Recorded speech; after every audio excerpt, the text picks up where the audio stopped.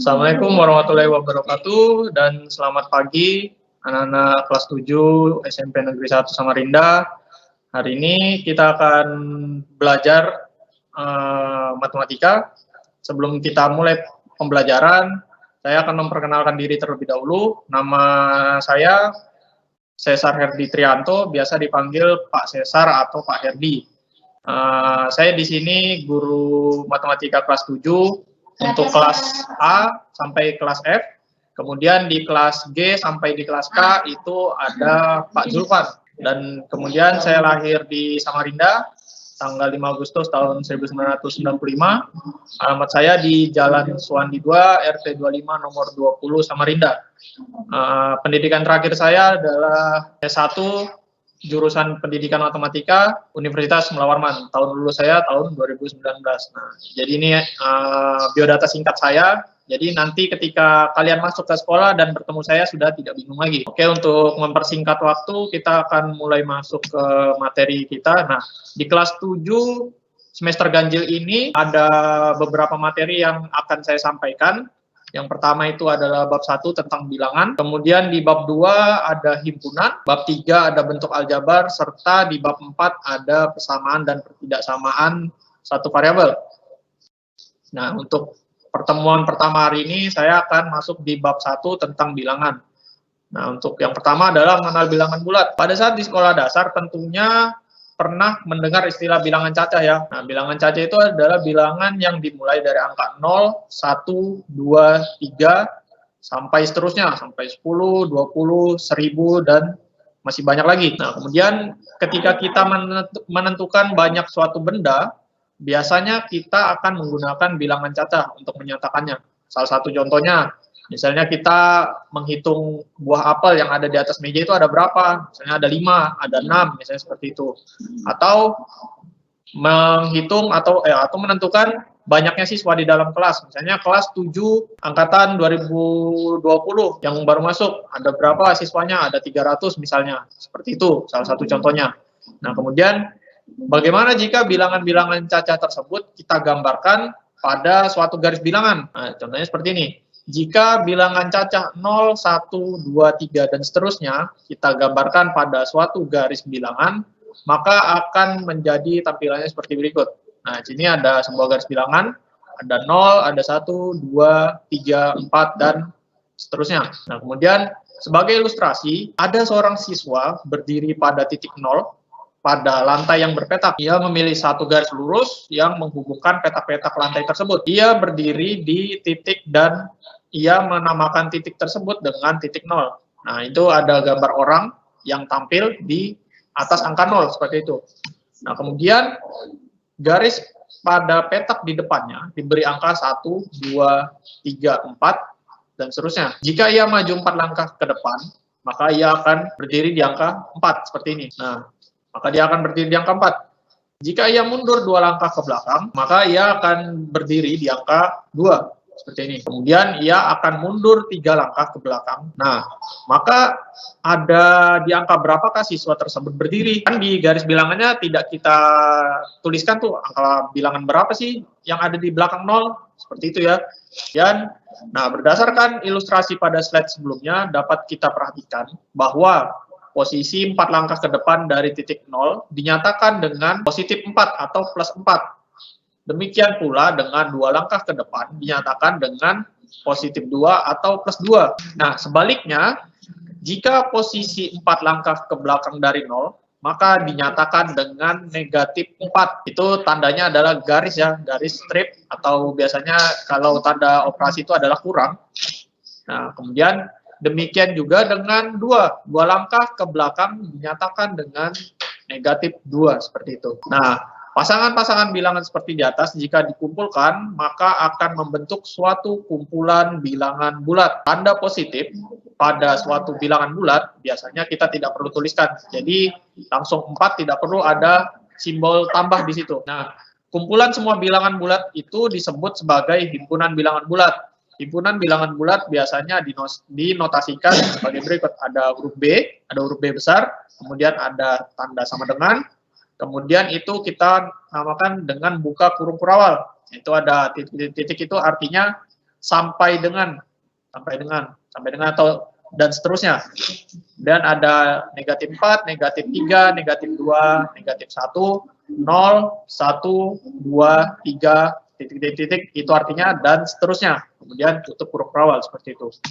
Nah, kemudian berdasarkan penjelasan pada slide sebelumnya, maka definisi bilangan bulat yaitu suatu bilangan yang terdiri atas himpunan bilangan negatif atau kumpulan bilangan negatif 0 dan himpunan bilangan positif atau kumpulan bilangan positif. Nah, jika kita tuliskan atau kita gambarkan pada garis bilangan, pada suatu garis bilangan, maka yang akan muncul adalah 0, 1, 2, 3, 4. Nah, seperti ini.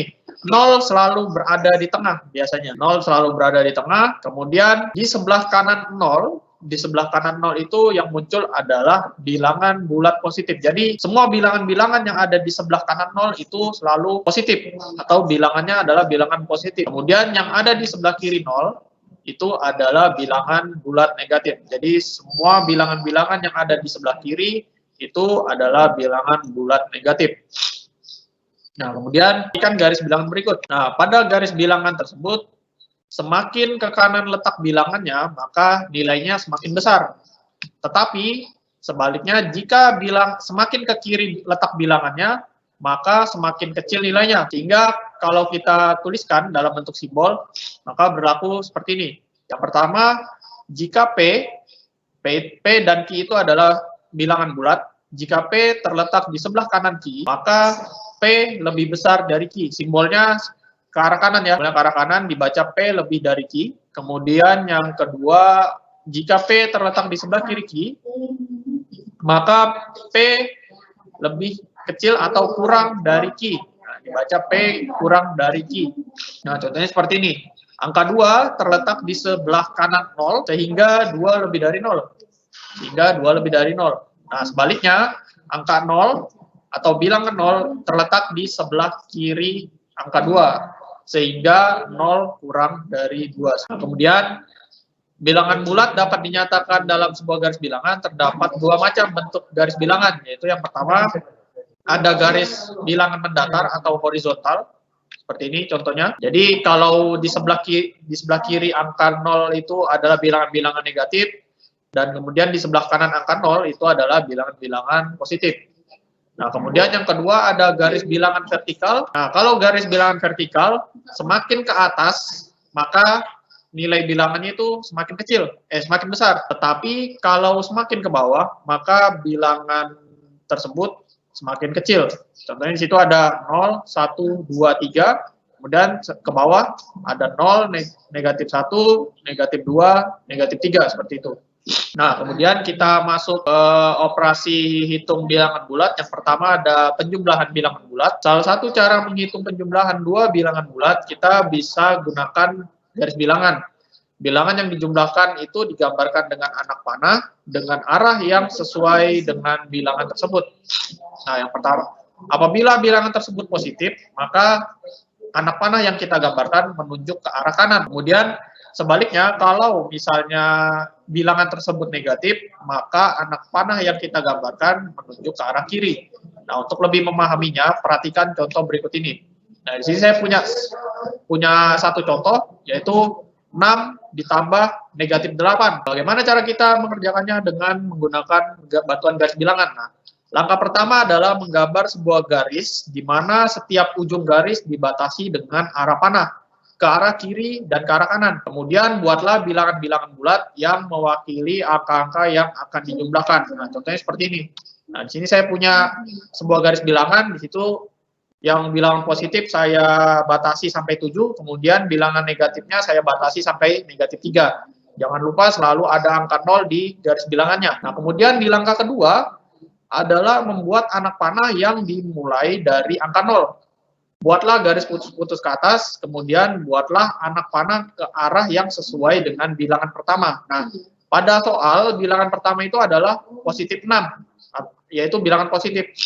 Sehingga kita mulai dari angka 0, kita buat garis putus-putus ke atas, kemudian ke arah kanan, sampai ke angka 6. Karena bilangan yang pertama adalah 6. Jadi, kita buat arah panah ke arah kanan sejauh 6 satuan seperti ini. Seperti yang tampak pada gambar pada slide. Nah, kemudian langkah berikutnya lagi yaitu membuat anak panah berdasarkan bilangan berikutnya yang dimulai dari titik akhir anak panah yang pertama. Anak panah yang pertama kan berakhir pada bilangan 6, bilangan positif 6. Nah, kemudian bilangan keduanya adalah negatif 8. Maka karena bilangan keduanya negatif, maka kita buat anak panah berikutnya ke arah kiri sejauh 8 satuan yang dimulai dari ujung anak panah pertama. Contohnya seperti ini. Nah, seperti itu ya, seperti yang muncul di slide, seperti yang saya animasikan di slide itu. Maka garis panah anak panah yang kedua berakhir di bilangan negatif 2. Berakhir di bilangan negatif 2. Nah, setelah kita membuat seluruh anak panah yang mewakili setiap bilangan bulat, maka diperoleh hasil dari 6 ditambah negatif 8 sama dengan negatif 2. Seperti yang saya lingkari berwarna kuning. Seperti itu ya, contoh penjumlahan menggunakan garis bilangan. Nah, kemudian penjumlahan pada bilangan yang bernilai kecil dapat kita lakukan dengan garis bilangan. Nah, tetapi untuk bilangan-bilangan yang lebih besar, tentu kita akan sangat kesulitan karena harus membuat garis bilangan yang sangat panjang sesuai dengan bilangan yang kita jumlahkan. Nah, oleh karena itu kita juga harus dapat menjumlahkan bilangan-bilangan bulat tersebut tanpa alat bantu. Nah, yang pertama, penjumlahan dua bilangan bulat yang bertanda sama. Jika dua buah bilangan bulat bertanda sama, kedua bilangan positif atau kedua bilangannya negatif, maka jumlahkan kedua bilangan tersebut, kemudian hasilnya berilah tanda yang sama dengan tanda kedua bilangan. Maksudnya apa? Seperti ini saya contohkan. Yang pertama, ada 125 ditambah 234. Nah, kedua bilangan ini sama-sama positif, sehingga kita langsung jumlahkan, maka diperoleh hasilnya adalah 359. Nah, untuk contoh yang kedua, yang B, itu ada negatif 58 ditambah dengan negatif 72. Nah, kemudian kita keluarkan tanda negatifnya, kita buka kurung. Nah, kemudian bilangannya kita jumlahkan, yaitu 58 ditambah 72. Kemudian sama dengan negatif 130. Seperti itu. Nah, kemudian yang kedua, jika kedua bilangan berlawanan tanda, bilangan positif dan bilangan negatif, maka kita kurangkan bilangan yang bernilai besar dengan bilangan yang lebih kecil tanpa memperhatikan tandanya. Kemudian hasilnya berilah tanda yang sesuai dengan bilangan yang lebih besar. Nah, contohnya di sini. Yang pertama ada 75 ditambah negatif 90. Nah, antara 75 dan 90, bilangan yang terbesar adalah 90. Nah, sehingga tanda yang kita gunakan adalah tanda negatif. Di luarnya itu negatif, buka kurung, 90 dikurang 75. Angka yang besar dikurang angka yang kecil. Nah, kemudian sama dengan negatif 15. Hasilnya seperti itu. Karena bilangan yang lebih besar adalah 90 dan tandanya adalah negatif, maka hasil dari penjumlahan tersebut adalah bilangan negatif. Nah, jika yang contoh kedua, jika bilangan yang besar itu adalah bilangan positif. Nah, di situ saya punya negatif 63 ditambah 125 sama dengan, nah 125 kan angka yang besar, kita kurangkan dengan angka yang kecil, bilangan yang kecil, yaitu 63.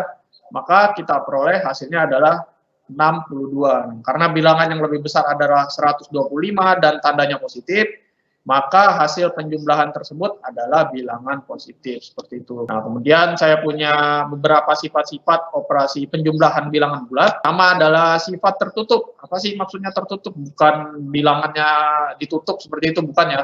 Nah, pada penjumlahan bilangan bulat, untuk setiap bilangan bulat A dan B, maka berlaku A ditambah B sama dengan C. Nah, C itu apa? C itu juga merupakan suatu bilangan bulat. Nah, contohnya di sini saya punya 24 ditambah negatif 8 sama dengan 16. Nah, 24 dan negatif 8 itu merupakan A dan B, dan 24 dan negatif 8 itu merupakan dua buah bilangan bulat.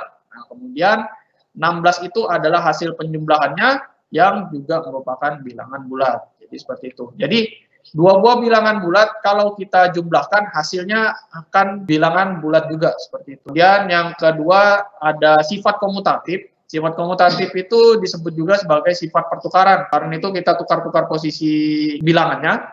Nah, penjumlahan dua bilangan selalu diperoleh hasil yang sama walaupun kedua bilangan tersebut bertukar tempat. Untuk setiap bilangan A dan B selalu berlaku A ditambah B sama dengan B ditambah A. Jadi A ditambah B itu bisa kita tukar, B-nya duluan di depan, kemudian A-nya di belakang. Nah, contohnya 6 ditambah 5 sama dengan 5 ditambah 6. Nah, ini saya salah nulis. Ini bukan ini bukan tambah tapi itu adalah sama dengan. Saya salah ketik. Mohon maaf. Nah, kemudian di contoh berikutnya ada negatif 7 ditambah 4 itu sama saja dengan 4 ditambah negatif 7. Hasilnya adalah negatif 3 seperti itu untuk sifat komutatif. Nah, kemudian yang berikutnya ada mempunyai unsur identitas, maksudnya apa?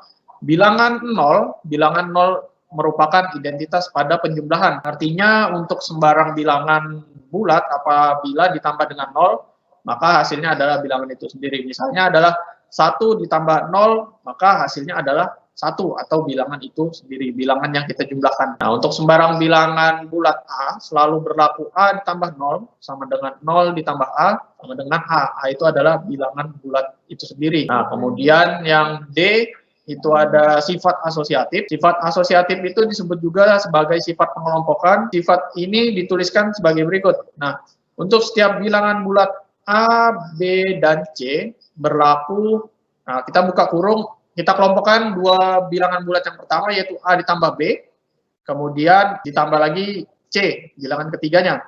Nah, kemudian sama saja atau sama dengan A ditambah, nah yang kita kelompokkan adalah B ditambah C, seperti itu. Nah, sebagai contoh, di sini saya punya 4 ditambah negatif 5 ditambah 6. Nah, kita operasikan dulu bilangan yang ada di dalam kurung, yaitu 4 ditambah negatif 5, hasilnya adalah negatif 1, kemudian kita tambah dengan 6, hasilnya adalah 5. Nah, kemudian bagaimana kalau kita balik? Yang kita kelompokkan adalah bilangan kedua dan bilangan ketiga. Di situ saya punya 4 ditambah, buka kurung, negatif 5, ditambah 6, kurung, maka hasilnya adalah sama dengan 4 ditambah 1, sama dengan 5. Nah, jadi kalau kita kelompokkan bilangan pertama dan kedua, atau kita kelompokkan bilangan kedua dan ketiga, maka hasilnya akan sama saja pada operasi penjumlahan. Nah, kemudian yang terakhir adalah mempunyai inverse. Inverse itu adalah lawan dari suatu bilangan. Nah, suatu bilangan dikatakan mempunyai inverse jumlah atau penjumlahan apabila hasil penjumlahan tersebut dengan inverse-nya atau lawannya merupakan unsur identitas atau 0, hasilnya adalah 0. Jadi dua bilangan yang kita jumlahkan hasilnya harus 0, itu artinya bilangan tersebut memiliki inverse. Nah, lawan dari A itu adalah suatu bilangan bulat, adalah negatif A. Sedangkan lawan dari negatif A adalah A. Nah, dengan kata lain, untuk setiap bilangan bulat selain 0, pasti mempunyai lawan. Sedemikian sehingga berlaku A ditambah negatif A sama dengan negatif A ditambah A sama dengan 0. Nah, seperti itu. Contoh, misalnya A itu sama dengan 2, maka lawan dari 2 adalah negatif 2. Nah, kalau kita operasikan dengan penjumlahan, maka 2 ditambah negatif 2 atau negatif 2 ditambah 2, hasilnya adalah 0. Seperti itu untuk inverse, untuk sifat memiliki inverse itu ya. Oke, untuk materi hari ini saya cukupkan sampai sifat-sifat operasi penjumlahan bilangan bulat. Nah, karena masih ada sisa waktu, silakan kalau ada pertanyaan ditanyakan melalui chat ya. Silakan kalau ada pertanyaan-pertanyaan tentang materi yang barusan saya sampaikan, bisa kalian tanyakan. Siapa tahu ada penjelasan saya yang kurang jelas atau bikin kalian bingung, bisa ditanyakan melalui chat. Nanti akan saya baca chatnya. Silakan kalau ada pertanyaan bisa ditanyakan di chat. Nanti akan saya akan langsung respon. Sifat kelas 7A. Kenapa jika garis bilangan semakin ke kiri, maka nilai angka tersebut semakin kecil? Oke, jadi ada sebuah pertanyaan, kenapa jika bilangan itu semakin ke kiri, semakin kecil? Nah, pada bilangan bulat ini kan kita bagi menjadi 3 buah letak ya, seperti saya tampilkan di slide ini. Di tengah itu ada 0, kemudian di sebelah kanan ada bilangan bulat positif, kemudian di sebelah kiri ada bilangan bulat negatif. Nah, bilangan itu kalau bertanda positif, maka dia nilainya besar. Seperti kamu punya uang 1.000, kamu punya uang 1.000, kemudian temanmu punya uang 10.000. Maka uang 1.000 itu nilainya lebih kecil pasti daripada uang yang 10.000. Nah, sama halnya ketika kamu berutang atau kamu punya utang dengan temanmu, kamu pinjam uang dengan temanmu misalnya 500 rupiah. Nah, berarti kan nilai dari kamu tidak punya uang sama sekali. Maka uang yang ada sama kamu itu adalah negatif. Nah, bedanya kalau misalnya semakin ke kiri itu bilangannya semakin kecil karena ada tanda negatifnya. Nah, ini kalau saya teruskan misalnya ada negatif 5, ada negatif 6. Walaupun bilangannya besar misalnya ada negatif 100 misalnya kayak gitu. Tetapi jika ada tanda negatifnya, maka bilangan itu semakin kecil atau nilainya adalah kecil, berbeda dengan bilangan yang positif. Kurang lebih seperti itu yang bisa saya jelaskan. Oke, masih ada waktu sekitar 10 menit. Siapa tahu ada pertanyaan lagi. Ada lagi Pak Besar. Ini dari Tandi Setiawan. Saya belum paham, belum mengerti mengapa sifat kumulatif, mengenai sifat Komutatif. Ya. Ini pertanyaan begini, saya belum mengerti mengenai sifat kumulatif, apakah bisa dijelaskan lagi Pak? Mohon. Pertukaran komutatif.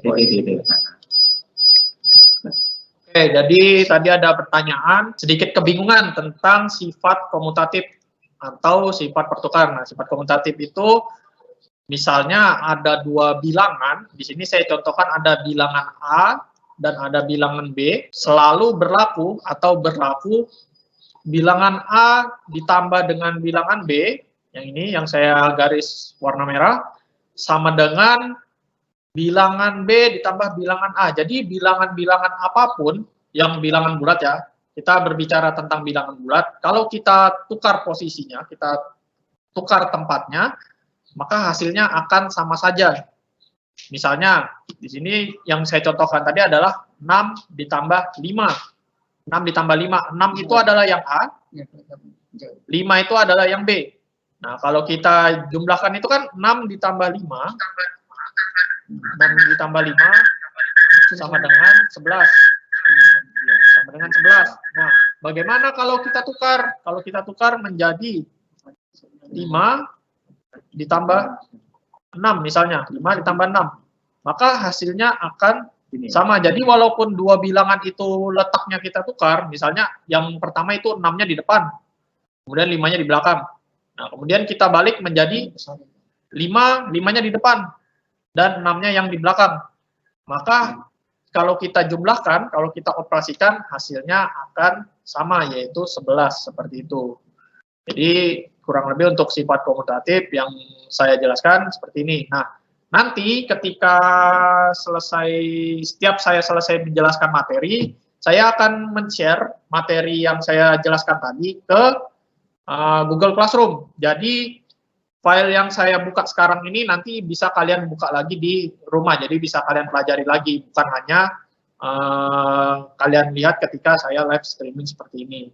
Jadi pada awalnya saya akan menjelaskan dulu sampai selesai, kemudian kalau ada pertanyaan kalian bisa bertanya, kemudian nanti file materi ini akan saya share ke Google Classroom, jadi kalian bisa download filenya di Google Classroom seperti itu. Oke, mungkin siapa tahu ada satu pertanyaan lagi. Ada lagi Pak Besar. Dari Muhammad Luki Setiawan, kelas 7A. Assalamualaikum, saya mau bertanya, jika ada pertanyaan tentang asosiatif, maka jawabannya itu harus dihitung dulu. Maksudnya, jika ada pertanyaan tentang asosiatif, apakah harus dihitung dulu seperti itu ya? Nah, kalau yang saya contohkan itu hanya untuk membuktikan apakah kalau kita kelompokan itu ada yang saya kelompokkan berbeda, misalnya yang di sini saya kelompokkan A dan B dulu, kemudian B dan C, bilangan kedua dan bilangan ketiga, apakah hasilnya akan sama? Nah, di sini saya coba, ternyata hasilnya sama, maka sifat asosiatif itu berlaku pada penjumlahan. Jadi, misalnya kita kelompokkan A dengan B, kemudian kita kelompokkan lagi B dengan C, maka hasilnya akan sama saja. Boleh kalian kerjakan dengan dioperasikan dulu yang di dalam kurung, boleh juga tidak, boleh juga langsung. Terserah dari kalian yang bisa dikerjakan dengan mudah, kerjakan sesuai dengan cara yang pernah saya jelaskan. Yang saya jelaskan seperti ini. Masih banyak pertanyaannya, Pak. Banyak sekali. Kalau misalnya kedalaman air itu bagaimana, Pak? Oke. Kalau misalnya tentang kedalaman air ya, ini biasanya digunakan pada soal-soal IPA fisika biasanya. Nah, di sini kan tadi saya sudah jelaskan ada dua contoh garis bilangan. Ada dua contoh garis bilangan, ada garis mendatar dan ada garis vertikal. Nah, biasanya kalau kedalaman air itu kita gunakan garis bilangan vertikal biasanya. Nah, letaknya itu seperti apa? Nah, permukaan air itu biasanya kita taruh atau kita letakkan di bilangan 0 atau di angka 0. Nah, kedalaman air artinya semakin dia ke bawah, semakin dia dalam. Nah, kalau kita gambarkan pada garis bilangan contohnya seperti ini. Nah, jadi semakin dia ke dalam maka semakin negatif ya nilainya. Tetapi perlu kalian ketahui jika kita berbicara atau soal yang saya berikan misalnya itu berkaitan dengan jarak, maka tidak perlu menuliskan bilangan negatif. Itu kalau kita berbicara dengan jarak. Misalnya tentukan kedalaman Laut Jawa misalnya seperti itu. Berapa kedalamannya? Nah, tidak ada kan kedalaman itu kita dengar negatif. Nah, jadi kalau kita berbicara tentang jarak, maka semua bilangan negatif ini akan berubah menjadi bilangan positif seperti itu. Berbeda dengan suhu. Berbeda kalau kita mengukur suhu. Kalau kita mengukur suhu, kalau semakin dia ke bawah, maka nilai negatifnya atau bilangan-bilangan negatifnya tetap muncul, tidak berubah menjadi bilangan positif. Oke, bisa dipahami ya kira-kira untuk tentang penjelasan kedalaman air. Saya contohkan dengan menggunakan suatu garis bilangan. Yang terakhir, Pak Besar. Oke, pertanyaan terakhir. Pak, berarti posisi minus itu dianggap saja sebagai utang ya, Pak. Jadi misal 8 ditambah dalam kurung negatif 4 sama dengan 4. Ya, kalau kita berbicara pada kehidupan sehari-hari, bilangan-bilangan negatif itu bisa kita misalkan sebagai utang. Contohnya, kamu memiliki 8 apel, kamu punya 8 apel, tetapi kemarin kamu meminta apel kakakmu yaitu 2, berarti kamu berutang 2 apel kepada kakakmu. Kamu berjanji untuk mengembalikan apel tersebut. Nah, sehingga kamu punya 2 utang, berarti 2 itu adalah bilangan negatif. Kalau kita operasikan dengan penjumlahan, berarti 8 ditambah negatif 2 sama dengan 8 dikurang 2 sama dengan 6. Jadi apel yang tersisa pada kamu adalah 6 apel. Karena 2 apel sebelumnya atau utang apel sebelumnya itu dikembalikan ke kakakmu seperti itu. Jadi itu kalau kita bicarakan pada kehidupan sehari-hari kurang lebih seperti itu. Oke, karena waktu sudah mepet dan waktu sudah habis juga, maka pelajaran hari ini saya cukupkan sampai di sini. Mungkin untuk materi dan tugas-tugas nanti akan saya share di Google Classroom. Jadi setiap seminggu sekali saya akan bermateri dan mengupload tugas yang ada di Classroom nanti. Oke, untuk teman hari ini saya cukupkan. Kurang lebihnya saya mohon maaf. Saya akhiri. Assalamualaikum warahmatullahi wabarakatuh.